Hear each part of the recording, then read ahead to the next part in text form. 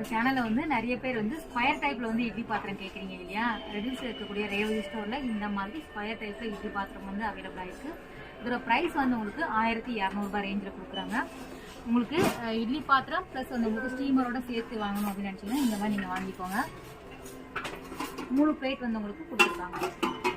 So 4 idli அப்படிங்கிற மாதிரி 12 இட்லி ஊற்றுற மாதிரி உங்களுக்கு இட்லி பிளேட் வந்து வச்சுருக்காங்க. கீழே வந்து ஸ்டீமர் வந்து இருக்குது. ஓகே, இதை வந்து நீங்கள் வெஜிடபிள்ஸ்லாம் போட்டு வேக வைக்கும்போது நமக்கு வந்து 2 in 1 இதை வந்து யூஸ் பண்ணிக்கலாம். நல்லா வந்து உங்களுக்கு ஆழமாகவே இருக்குது. 1200 வரக்கூடியது.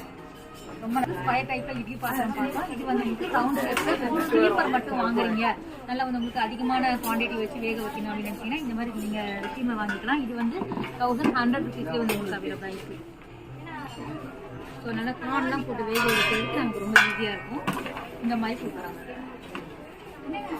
ஸோ ரவுண்ட் ஷேப்பில்